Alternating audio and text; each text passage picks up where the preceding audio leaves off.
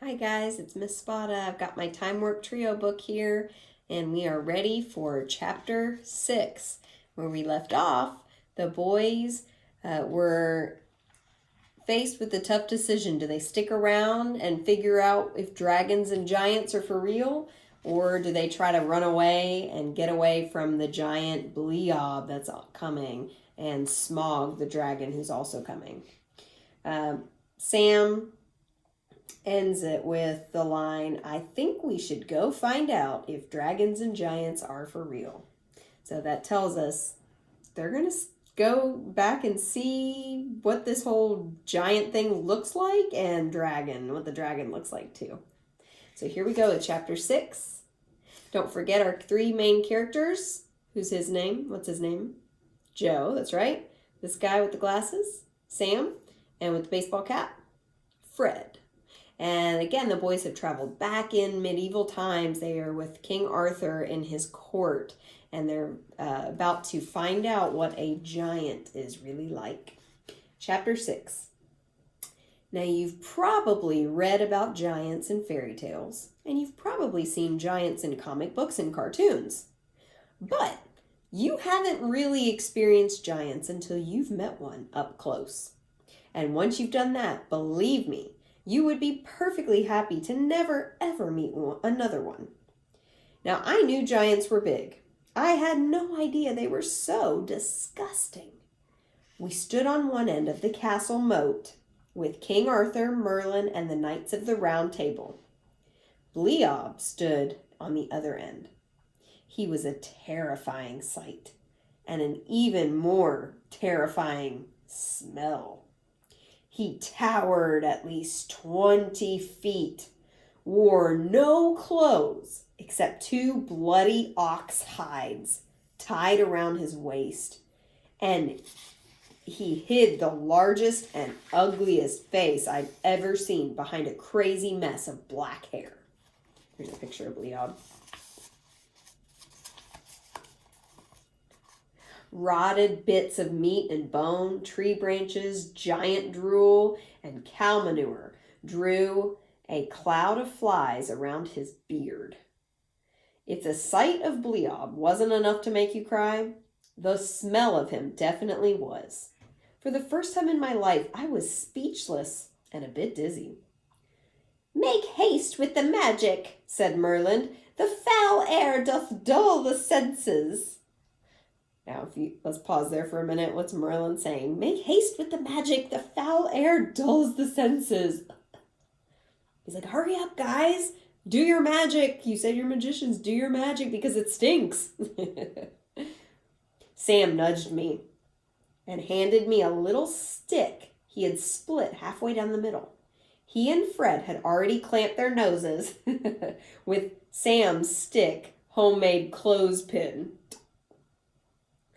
I did the same quickly. "Hello, Mr. Giant," I said, talking through my plugged nose. "How can we help you?" And do you know what he answered? Of course you don't, because you weren't there. Well, I'll tell you the truth. He belched a long, loud, wet, noisy, and totally disgusting burp. Sir Percival and 3 knights closest to him raised their shields. They were too late and took the full force of the awful blast. All 4 fainted. "Give Bleob 3 fair damsels to eat now, or Bleob smash castle," said you-know-who. And I almost hate to tell you what he did next. Let's just say when he snorted, he knocked down 2 more knights with 1 blow. And he didn't use a Kleenex. Merlin gave us the hurry up look. I figured there was no way to stop this monster, and I was just about to yell, "Every man for himself," and run, when Sam stepped forward. "Now wait just a minute, Mr. Bleob," said Sam, adjusting his glasses. "You can't go around here treating the Knights of the Round Table like that." He pointed to the pile of knights covered with green giant slime. We are three very powerful magicians who could wipe the floor with you if we wanted. But we're in a good mood today, so we've decided to give you a chance to have your wish come true. Right, fellow magicians? Fred and I looked at Sam and looked at each other and back at Sam again. We didn't have any clue what he was talking about. Bleob looked just as confused as we were. Right, we said. They don't know what Sam's about to do, but Sam obviously has some sort of a plan. Do you know what Sam's plan is? All right, let's see. Since you fairy tale giants are always asking people riddles, we've decided to give you a chance to save your miserable skin by answering our riddle. If you answer the riddle, you can eat your fill of fair damsels. But if you can't answer the riddle, you leave and never return. Okay? Bleob answered in a way that was too rude to describe. We grabbed our stick clothespins and ducked. 10 brave knights fell like bowling pins, victim of gas warfare. I'll take that to mean yes, said Sam. So, for all the marbles, why did the giant wear red suspenders? Why did Giant wear red suspenders? Bleob repeated slowly to himself. He raised an arm to scratch his head and unleashed a storm of flies and a poisonous whirlwind of armpit odor that struck down another 5 knights.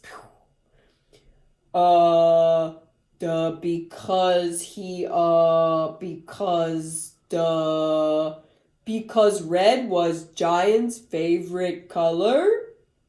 Bzzz, wrong, said Sam. He wore red suspenders to hold up his pants. You lose. Goodbye. Bleob shook his head and scratched it again.